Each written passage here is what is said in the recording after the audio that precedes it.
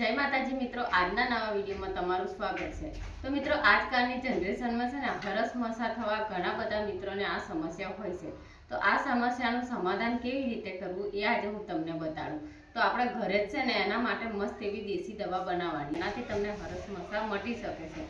તો આ વિડીયોને પૂરેપૂરો જોજો તો તમને બધું જ ખ્યાલ આવશે। તો એના માટે આપણે આવા કરણનો ફોન લઈ લેવાનો છે અને આપણે સારી રીતે ધોઈ નાખવાનો છે અને પછી આવી રીતે 10-15 કોણ આપણે લઈ લેવાનો છે। લઈને આપણે બીજું લીધું છે કોઈ એની અંદર આપણે નાખી દેવાનો અને લેબડાનો કોનો લઈ લેવાનો છે, એને પણ આપણે છે ને સારી રીતે ધોઈ અને લઈ લેવાનો છે અને પછી એને પણ આપણે વાટી નાખવાનો છે। હું આપણે પેસ્ટ બનાવી લેવાની છે મસ્ત।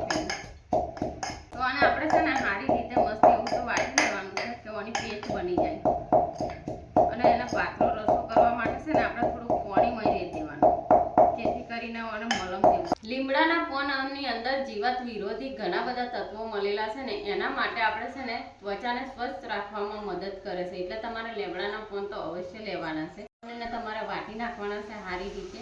અને પછી શું કરવાનું છે કે જે તમને હરસ થયા છે ને એ ગાડી તમારે ચોખ્ખા પાણીથી ધોઈ નાખવાનું છે અને પછી એ સુકાઈ જાય ને એટલે તો હજી તમારે એને રવા દેવાનું છે અને પછી તમારે આની અંદર થોડું પાણી મિક્સ કરી દેવાનું છે અને પાણી મિક્સ કર્યા ફરી તમારે આનો આવો લેપ તૈયાર કરી દેવાનો છે। અને હરસ મસા પર તમારે છે ને મિત્રો બહારની ભાગનું લગાવવાનું। ઘણા બધા મિત્રો કરણના પાન અને લીમડાના પાનનો ઉપયોગ કરતા આવ્યા છે, તો આ ઉપયોગ કેવી રીતે કરવાનો એ આજે હું તમને બતાવીશ। કેટલાક લોકોના અનુભવ મુજબ છે ને આ બહારના થતા મસામાં આ પેસ્ટથી રાહત થાય છે। આ પેસ્ટ બનાવવા માટે 4 થી 5 કરણના પાન લઈ લો અને 4 થી 5 લીમડાના પાન લઈ લો અને તમે સારી રીતે પહેલા તો ધોઈ નાખો।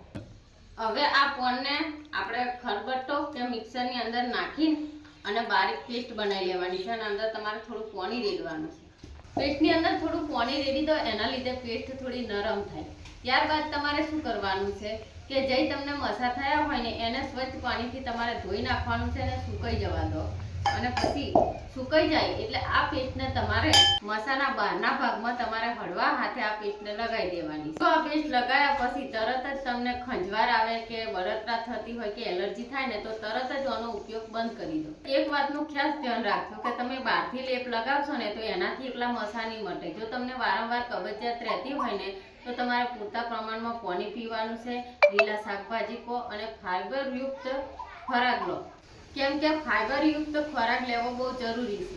જો હરસ મસામાંથી વારંવાર લોહી પડતું હોય, ગોઠ મોટી થતી જતી હોય ને તો આ દેશી દવા એટલી તમારે ઉપચાર નહીં કરવાની, એના માટે ડૉક્ટરની સલાહ લેવી પણ જરૂરી છે। આ વિડીયોમાં જે બતાવીને એ ઔષધિ એક ઘરેલું ઉપચાર છે, એનાથી દરેક વ્યક્તિને મટી જાય એવું જરૂરી નહીં, શરીર પ્રમાણે હોય તો ડૉક્ટરની સલાહ લેવી જરૂરી છે। જો તમને આ માહિતી ઉપયોગી લાગી હોય ને તો વિડીયોને લાઈક કરો અને તમારા ઘરના મિત્રો સાથે શેર કરો અને આવા જ નવા વિડીયો જોવા માટે અમારા પેજને ફોલો કરો।